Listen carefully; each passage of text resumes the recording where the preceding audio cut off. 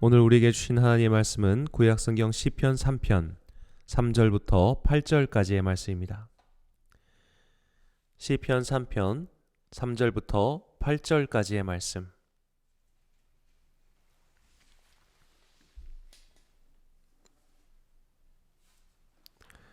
이제 봉독하겠습니다. 하나님의 말씀을 경청하십시오. 여호와여, 주는 나의 방패시요 나의 영광이시요 나의 머리를 드시는 자이시니이다. 내가 나의 목소리로 여호와께 부르짖으니 그의 성산에서 응답하시는도다. 내가 누워 자고 깨었으니 여호와께서 나를 붙드심이로다. 천만이 나를 애워싸 진친다 하여도 나는 두려워하지 아니하리라. 여호와여, 일어나소서. 나의 하나님이여, 나를 구원하소서. 주께서 나의 모든 원수의 뺨을 치시며 악인의 이를 꺾으셨나이다. 구원은 여호와께 있사오니 주의 복을 주의 백성에게 내리소서. 아멘. 나는 여기 서 있습니다 란 제목으로 하나님의 말씀 선포하겠습니다. 때마다 10월 31일이 되면 미국에서 대단한 축제가 열립니다. 할로윈 데이입니다. 할로윈 데이의 기원에 대해서는 사람들마다 분분합니다. 다만 이 축제가 미국에서 주로 벌어지고 있기에 아마 그들의 조상격인 켈트족의 문화로부터 영향을 받았으리라 추측합니다. 고대 켈트족은 1년을 10달로 계산했습니다. 한 해의 마지막 달인 10번째 달 마지막 날, 한 해의 마무리와 새해를 맞이하는 축제를 벌인 겁니다. 이것이 기독교 문화와 결합됩니다. 가톨릭 교회는 11월 1일을 만성절로 기념합니다. 만성절은 모든 성일의 축일입니다. 가톨릭 교회가 이날을 만성절로 지키는 이유는 유럽인들이 11월을 겨울의 시작으로 생각했기 때문입니다. 그래서 만성절 전날인 10월 31일에 전야제를 벌였는데, 이 전야제와 켈트족의 문화가 결합되어 오늘날 할로윈이 되었다는 설입니다. 우리나라는 할로윈과 별 상관없는 문화권이었지만 21세기 들어 할로윈 행사가 점점 화랑을 띠고 있습니다. 아마 영미권에서 활동한 세대가 국내로 돌아오면서 이날 축제를 벌이고 있기 때문인 듯 합니다. 서울시는 벌써부터 이태원 등지에서 할로윈 행사로 인해 코로나가 확산될까 걱정하고 있는 걸 보면 할로윈 행사가 이젠 남의 나라 일이 아닌 듯 합니다. 미국에서 할로윈은 아이들의 행사로 아이들은 집 앞에 찾아가 트릭 오어 트릿, 사탕 아님 골탕이라고 말하면서 어른들한테 사탕을 받는다고 합니다. 이때 마녀나 재고 랜턴이라 말하는 호박 귀신 등 각종 분장을 하고 방문하기 때문에 사탄 숭배, 귀신 숭배라고 오해를 받을 수도 있지만 사실 이런 귀신들을 쫓아내는 분장이라고 합니다. 오늘날에는 미국에서는 아이들에게는 사탕 먹고 장난치는 날이며 일부 성인들에게는 코스튬 플레이, 일종의 분장극을 하며 즐기는 날이 되었습니다. 공휴일은 아니라고 합니다. 우리나라에서도 점점 이 날을 어린이 행사 날인 것처럼 즐기는 문화가 퍼지고 있습니다. 아이들이 다니는 학원부터 놀이동산까지 할로윈 문화가 점점 퍼지고 있습니다. 참으로 안타까운 것이지만 이렇게 외국의 축제 문화가 무분별하게 수입되는 것은 우리나라의 축제 문화가 사라졌기 때문입니다. 소위 향토 축제라고 이름 붙인 것을 보면 그냥 지역 특산물 판매 그 이상이 아니죠. 그러다 보니 뿌리 깊은 민족이 오히려 뿌리 없는 민족인 양 외국의 것을 그냥 수입해서 그것도 수익 벌이용으로만 쓰고 있는 현실입니다. 근본을 모르고 뿌리를 모르면 흔들릴 수밖에 없습니다. 근본이 없으면 그냥 동화되고 맙니다. 할로윈 페스티벌을 보면서 정체성이라는 단어를 되새기게 됩니다. 할로윈의 날짜가 개신교 신도들에게 중요한 것은 바로 이 날이 500여 년 전 독일의 작은 도시 비텐베르크에서 활동했던 마르틴 루터가 면죄부 판매를 반대하는 95개의 반반문을 게재한 날이기 때문입니다. 개신교의 후예들은 이날을 종교개혁 주일로 지키고 있습니다. 서로마 제국이 붕괴한 후 서유럽의 국가들은 점점 각자 도생의 길을 가고 있었습니다. 아직은 서유럽 전체를 통괄하는 교황과 가톨릭 교회의 권위가 날이 서 있었지만 그 아성이 점점 무너지는 소리가 들려왔습니다. 그 신호탄을 쏜 사람은 영국의 사제 존 위클리프입니다. 위클리프는 성경의 언어에 주목했습니다. 라틴어로 된 성경은 사람들이 쉽게 배울 수 있는 말이 아니었습니다. 그러다 보니 라틴어를 읽을 수 있는 몇몇 사제는 특권 계층이나 다름없었습니다. 그래서 위클리프는 영어로 된 성경을 번역하는 일에 착수했습니다. 이 과정에서 그는 라틴어를 독점하고 권력을 구가하는 교회와 사제 계층을 비판합니다. 결국 그는 이단으로 몰려 부관 참시를 당합니다. 당대의 위클리프에게 신학을 배운 오늘날 체코 출신의 사제가 있었습니다. 그의 이름은 얀 후스입니다. 후스 또한 위클리프와 마찬가지로 사람들이 알아들을 수 있는 모국어로 예배를 드리길 원했습니다. 그는 모국어로 설교했으며 많은 사람들의 지지를 받았습니다.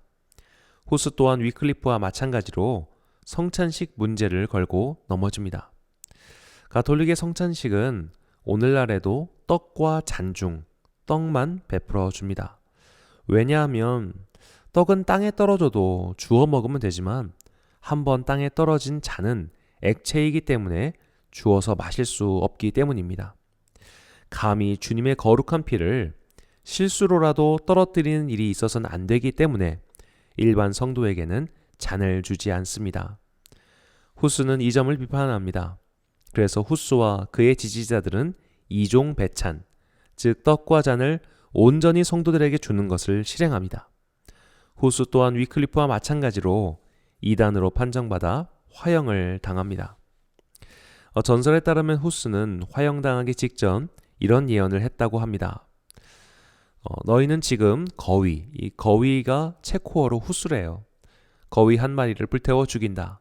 그러나 100년 후에는 태울 수도 없고 삶을 수도 없는 백조가 나타날 것이다.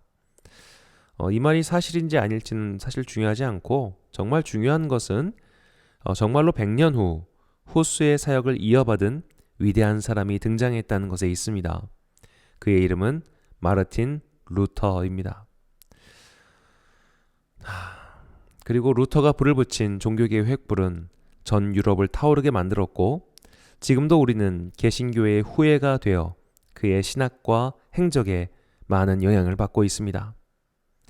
마르틴 루터라는 사람은 누구이길래 그리고 어떻게 살았길래 세계사의 흐름을 바꾼 위인이며 신앙인이 되었을까요? 오늘 우리는 마르틴 루터의 삶을 통해 개신교 성도의 믿음을 배우고자 합니다. 오늘 말씀을 통해 주님께서 우리에게 깨달음과 은혜를 주시길 소망합니다. 첫 번째 제목입니다. 화면을 보시며 따라하셨으면 좋겠습니다. 나는 죄인입니다. 마르틴 루터의 아버지 한스 루터는 광부였습니다. 한스 루터의 가게는 본래 농부 출신인데 그는 8개의 탄광을 관리하는 성공한 광부가 되었습니다. 한스 루터의 첫째 아들은 11월 11일에 태어났습니다. 그래서 11월 11일을 주관하는 프랑스 투르의 성인인 마르틴의 이름을 따서 첫 아들의 이름을 지었습니다. 아버지 한스 루터는 자신이 노동자 계급으로 돈을 벌었으니 큰아들은 공부로 성공하는 법조인이 되길 바랬습니다. 큰아들 마르틴 역시 법조인이 되는 길에 대해서 별다른 이견이 없었습니다. 마르틴이 순조롭게 법조인이 되기 위해 학업을 마치고 23살이 되었을 때 그는 고향에서 학교로 가는 길에서 큰 뇌우를 만나고 맙니다. 그의 옆에 벼락이 쳤고 번개가 떨어지면서 생긴 공기압이 그를 땅에 내팽개 쳤습니다. 함께 마차를 타고 가던 친구는 즉사했습니다. 공포의 순간 마르틴은 소리치며 기도했습니다. 성 안나여 나를 도우소서. 내가 수도사가 되겠습니다. 그가 외친 성 안나는 광부들의 수호성인인데 마리아의 어머니라고 합니다. 루터는 죽음의 공포와 직면한 순간 성인의 이름을 걸고 기도했습니다. 그리고 죽음의 뇌우가 지나간 뒤 그는 기도한 대로 수도원에 들어가게 됩니다.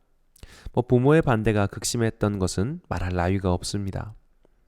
이렇게 수도 생활을 시작할 때 마르틴 루터의 기저에는 극심한 죽음에 대한 공포, 심판하시는 하나님에 대한 두려움, 죄인인 자신의 모습 등이 있었습니다. 그는 날마다 기도했고 날마다 참회했습니다. 그는 조금의 잘못이라도 저지르면 신경질적으로 사제를 찾아가 고해성사를 했습니다. 매일의 혹독한 금욕 생활을 그는 조금도 멈추려 하지 않았습니다. 주변 동료들이 그를 말리지 않았다면 그는 일찍 죽었을지도 모릅니다. 23살부터 30살이 될 때까지 그는 수도사로서 생활하며 신학을 배우기에 매진하였습니다. 그는 7년 만에 신학 박사 학위를 받게 되었습니다. 루터는 자신에게 평생 가장 영광스러운 일이었다고 일기에 적어주기도 했습니다. 하지만 그가 신학 박사가 되었다고 해서 내면의 문제가 해결된 것은 아니었습니다. 그는 여전히 어두웠고 슬펐으며 괴로워했습니다. 그가 아무리 경건 생활에 노력하고 광신자처럼 매달려도 자신은 의로워질 수 없었고 죄의 문제에서 벗어날 수가 없었습니다. 그는 절망했습니다. 루터의 마음을 이해하기 위해서는 죄라는 단어를 우리가 조금 더 주목해야 합니다. 죄라는 한자어의 고어는 허물 죄자 오른쪽에 있는 단어입니다. 죄는 무엇일까요? 죄는 스스로를 괴롭게 하는 것입니다. 이 신자가 매울 신자이기도 하지만 괴로울 신자이기도 합니다. 루터는 자기를 괴롭히고 또 괴롭혀 봤지만 하나님과 가까워지고 있다는 생각은 전혀 들지 않았습니다. 이런 루터를 구원한 것은 다름 아닌 성경이었습니다. 신학 박사가 된 루터는 비텐베르크라는 작은 도시의 대학에서 성경을 가르치기 시작합니다. 그리고 그때부터 루터는 본격적으로 성경을 읽기 시작합니다. 물론 그 이전에도 짤막하게 단편처럼 성경을 읽었지만 이렇게 파고들면서 성경을 읽은 것은 30살 이후였습니다. 시편 강의를 마친 후 33살에 로마서를 읽으며 밤낮으로 씨름했습니다. 그리고 마침내 우리가 알고 있는 믿음으로 의롭게 된다는 성경 말씀의 의미를 깨닫게 됩니다. 루터는 이미 로마서 말씀을 알고 있었습니다. 그는 그것을 읽었고 아마 외우고 있었는지도 모릅니다. 그러나 루터가 그 본문의 의미를 깨닫게 된 것은 성경 전체를 통해 드러내고자 하시는 하나님의 뜻을 알게 되면서부터입니다. 하나님께서는 성경을 통해서 우리에게 무엇을 알려주시고 싶으실까요? 죄를 엄정히 심판하시는 하나님일까요? 물론 하나님은 죄를 미워하시며 벌을 지은 자를 엄하게 심판하십니다. 성경에는 그런 하나님의 모습을 많이 보여주고 있습니다. 그러나 신구약 성경 전체를 관통하는 하나님의 모습은 심판자 하나님이 아니라 자비의 하나님이십니다. 그분은 신실하시고 노하기를 더디하시며 자비가 풍성하신 하나님이십니다. 루터가 본격적으로 성경을 읽고 공부하기 전까지 알고 있던 하나님은 의로우신 심판자셨습니다. 루터의 생각에 그분은 죄인을 용납지 않으셨습니다. 죄의 삭은 사망이고 죽음이었습니다. 그 공포가 루터를 덮쳤고 그것에서부터 해방되기 위해 의롭게 살려고 발버둥을 쳤지만 들어오는 것은 하나님과 멀어지고 있다는 생각뿐이었습니다. 루터가 자비의 하나님을 성경을 통해서 알게 되었을 때 그는 우리가 의로운 행동을 해서 의인이 되는 것이 아니라 한량없는 하나님의 자비로 구원을 받아 의인이 되는 것이구나. 우리는 죄인이면서 의인이요 의인이면서 죄인임을 깨닫게 됩니다. 하나님께서 그분의 자비로 죄인인 우리를 값없이 구원하신다는 것, 이것이 루터가 깨달은 복음의 정수였습니다. 우리가 잘 알고 있는 종교개혁의 표어가 있습니다. 오직 은총, 오직 믿음, 오직 성경입니다. 루터의 신학에서 이것은 하나로 연결됩니다. 자비로우신 주님의 은총으로 우리는 믿음을 선물 받았습니다. 언제나 하나님의 자비, 은총이 먼저입니다. 그분의 은총이 우리를 구원했습니다. 우리의 행실 때문이 아닙니다. 이 진리가 어디에 쓰여 있습니까? 바로 성경에 쓰여 있습니다. 우리는 구원의 확신이라는 표현을 자주 사용합니다. 성경에서 가르쳐 주시는 진리를 나의 온 마음과 정신으로 수용하였으며 그것에 대한 확신을 갖고 있느냐는 물음입니다. 그러나 만일 우리가 이 질문을 루터에게 던진다면 루터는 이렇게 대답할 것 같습니다. 제 생각을 좀 반영한 겁니다. 나는 구원의 확신이 없다. 왜냐하면 나는 인간의 지각을 신뢰할 수 없기 때문이다. 나는 오직 죄인을 믿음으로 구원해 주신다는 성경의 말씀만 믿는다. 자, 이 말이 무엇이냐? 데카르트는 나는 생각한다, 고로 존재한다 그렇게 말하죠. 근데 루터는 내가 생각하는 나조차도 믿을 수 없을 정도로 인간에 대해서 철저히 회의적인 사람이었다는 겁니다. 그랬던 그가 어떻게 내 구원을 받아들일 수 있느냐? 성경에 써 있으니까요. 하나님께서 주신 이 계시의 말씀인 성경에 나의 구원이 쓰여 있기 때문에 나는 구원 받는다는 겁니다. 그러니까 구원의 확신의 근거가 내 감정, 내 생각, 내 경험이 아니라 오직 성경 속에 그것이 있다는 거죠. 종교개혁의 위대한 의의는 바로 이런 성경의 회복에 있습니다. 중세교회 사람들은 성경을 별로 읽지 않았습니다. 물론 인쇄술이 덜 발달되었기에 성경 완본을 갖고 있는 교회도 드물었고 성경을 완독한 사제도 별로 없었습니다. 그들은 교회의 문서와 전통을 지키기에 급급했습니다. 이런 시대에 루터는 성경을 읽었습니다. 그리고 성경에 나타난 하나님의 자비를 깨달았습니다. 말년에 루터는 이런 고백을 했습니다. 내가 평생에 한 것이라고는 성경을 읽고 설교한 것 뿐이다. 그런데 세상이 변했다.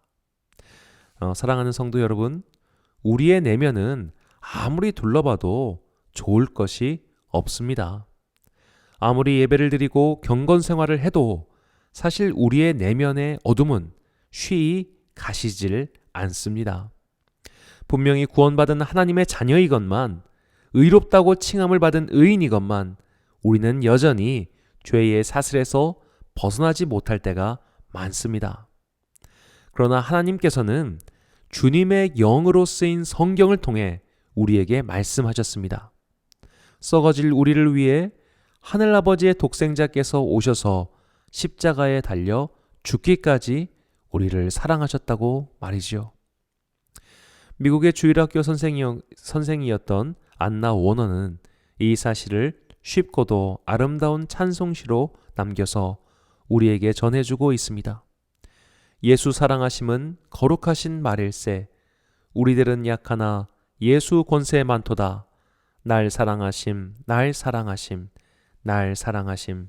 성경에 써있네. 우리의 내면이 무너져도 성경은 영원합니다. 우리가 사는 세상과 문화가 무너져도 성경은 영원합니다. 우리가 어두컴컴한 인생의 협로를 지날 때에도 성경이 우리에게 전하시는 영원한 메시지, 주님께서 한량없는 자비로 우리를 사랑하신다는 것은 변하지 않습니다. 성경에 기록되었고 성경이 전하는 자비의 하나님, 사랑의 하나님을 믿고 구원의 기쁨을 누리는 여러분과 제가 되길 간절히 소망합니다. 두 번째 제목입니다. 함께 읽겠습니다. 돕는 자를 보내주십니다. 비텐베르그 대학의 교수로 재직하던 루터에게 한 이야기가 들려왔습니다. 악명 높은 면죄부 판매 사제 요한 테첼이 비텐베르크 근처에 도착했다는 이야기였습니다. 면죄부는 쉽게 말하면 연옥 대기 시간을 줄여주는 표였습니다. 로마 가톨릭 교회는 영혼 구원의 문제를 돈과 결부시켜 사고 파는 지경에 이르렀습니다. 그것도 매우 복잡하고 정교한 스콜라 신학의 교리를 들여서 말이죠. 루터는 성경에 입각했을 때 도저히 이 주장을 승복할 수 없었습니다.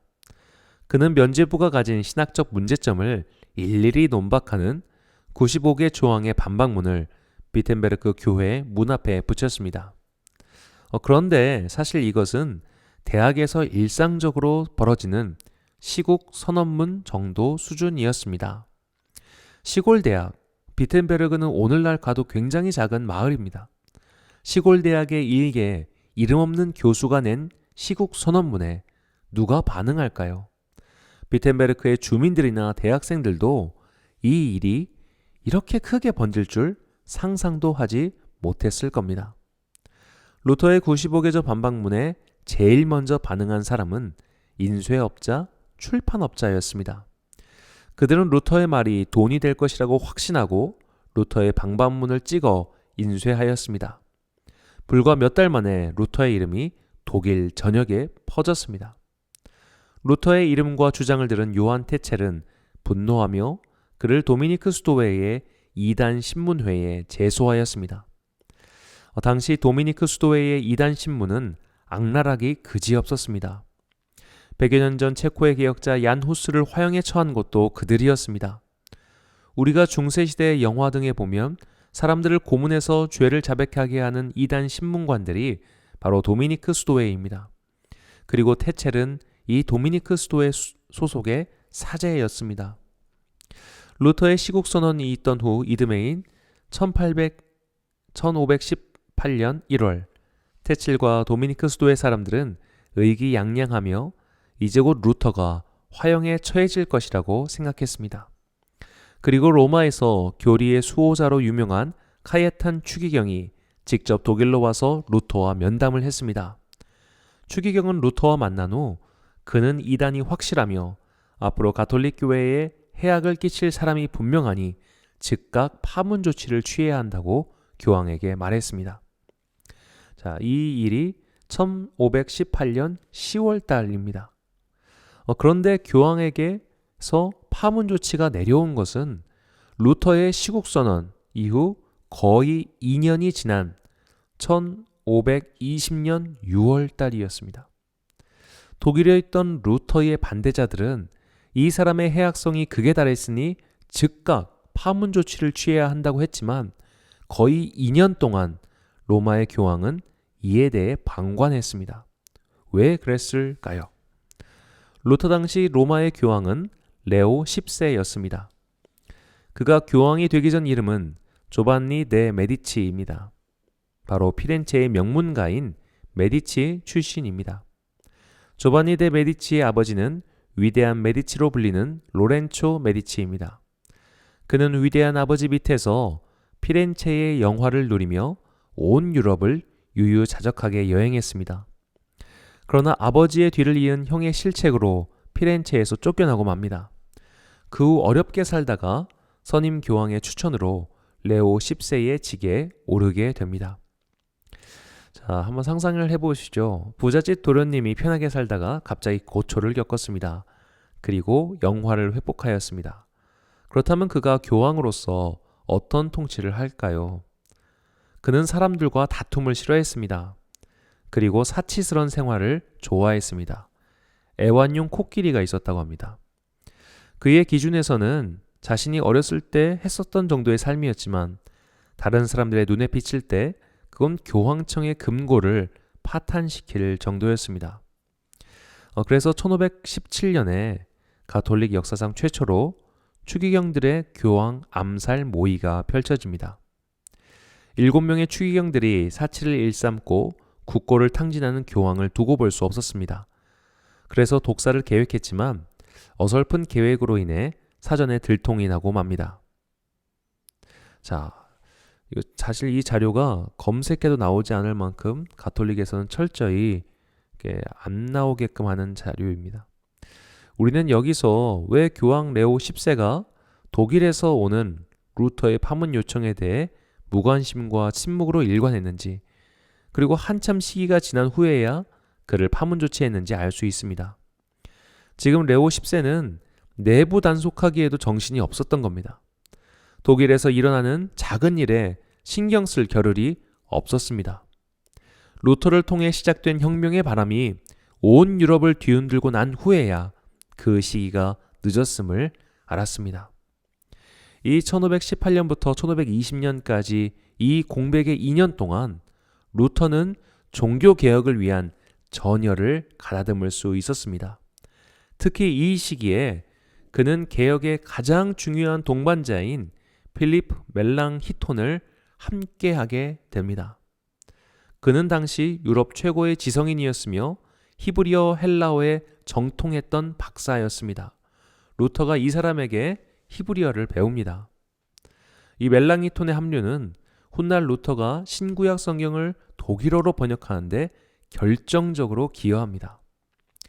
아무것도 없는 작은 도시의 대학 교수회에서 기세 등등한 위협이 다가올 때 하나님께서는 세밀한 계획으로 그들의 위협을 막으시고 도울 자들을 보내주셨습니다. 오늘 사는 우리 또한 마찬가지입니다. 신앙생활을 하다 보면 참 외로울 때가 많습니다. 특히나 요즘처럼 사회에서 교회 다닌다는 말을 꺼내기도 난감할 때는 더욱 그렇습니다. 그러나 나 홀로 외로이 가는 신앙의 순례길인 줄 알았는데 뒤를 돌아보니 얼마나 많은 도움의 손길을 보태주셨는지 우리는 사실 다 알고 있습니다. 마음을 가다듬고 주변을 한번 돌아보십시오. 주님께서 보내주신 믿음의 동역자, 기도의 중보자들이 얼마나 많습니까? 러시아 여류 시인이었던 이리나 라투신카야의 이야기입니다.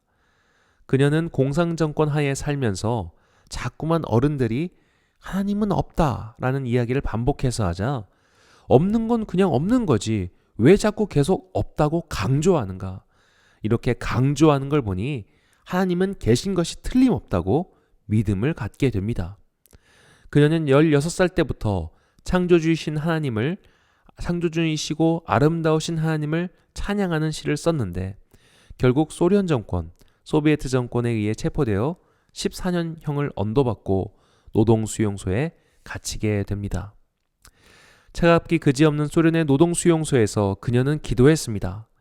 그러나 그 한기를 막을 길이 없었습니다. 그녀는 이제 자신이 죽을 것이라고 생각했습니다. 그런데 라투신카야는 참으로 신기하게도 자신을 위해 기도하는 전 세계 그리스도인의 마음을 느낄 수 있었습니다.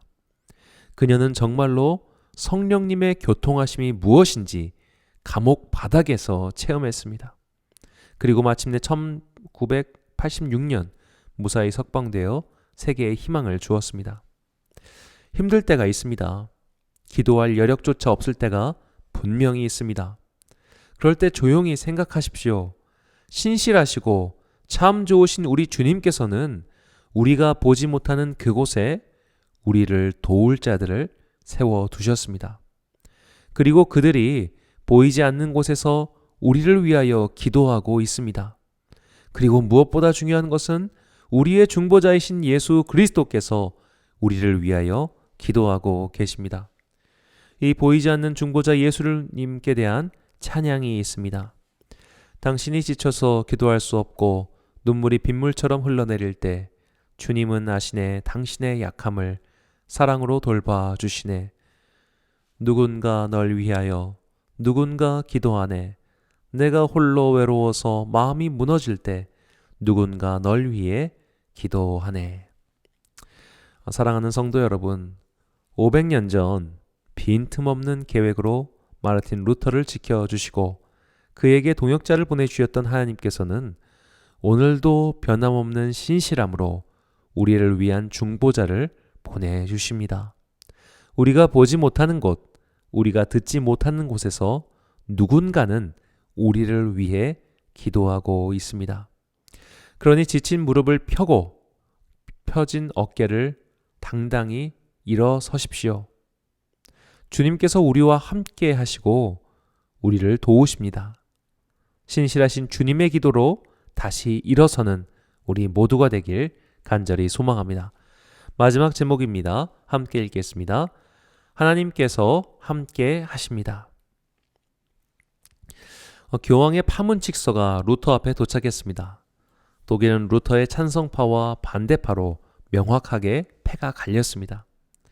가톨릭이 지배하는 세상에서 파문을 당한다는 것은 시민권 박탈의 상황입니다. 루터는 이제 기본적인 인권조차도 보호받을 수 없는 상황에 처했습니다. 그는 시민이 아니니 죽여도 별 문제가 아니었습니다.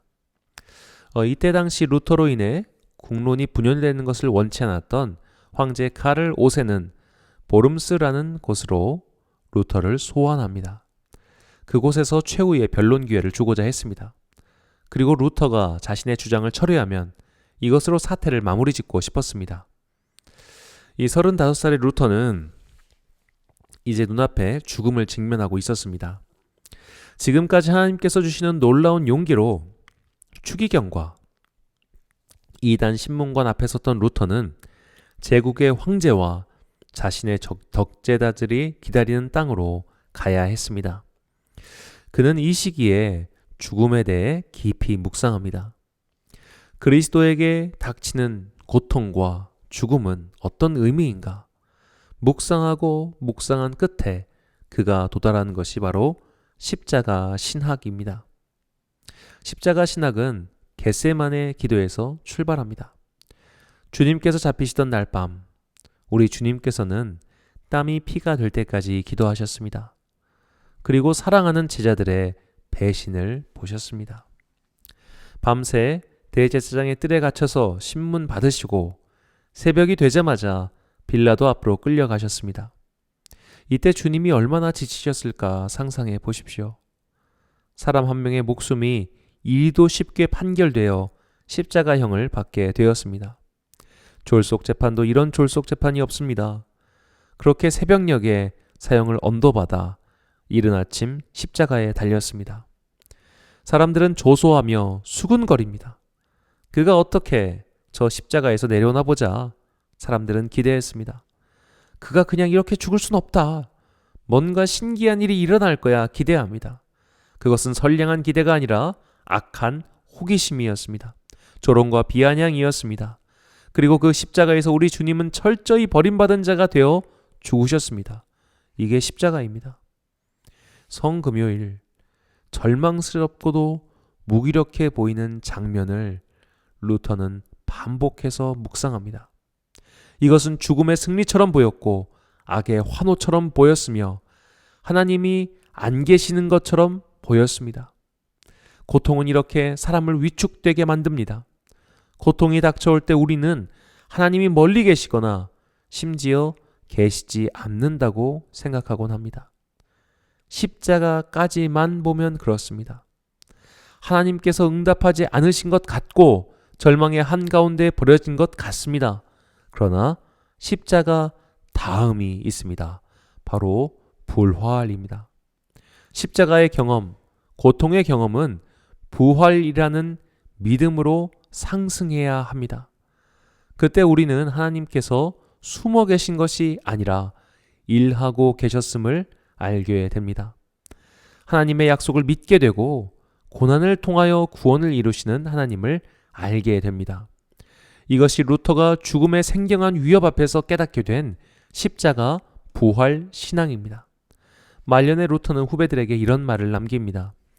신학자를 만드는 것은 독서나 사색이 아니라 삶과 죽음, 심지어 정죄당하는 경험들이다. 이제 루터는 동료들과 함께 용기를 내어 보름스로 내려갑니다. 그가 내려가는 행렬에 수많은 사람들이 함께합니다.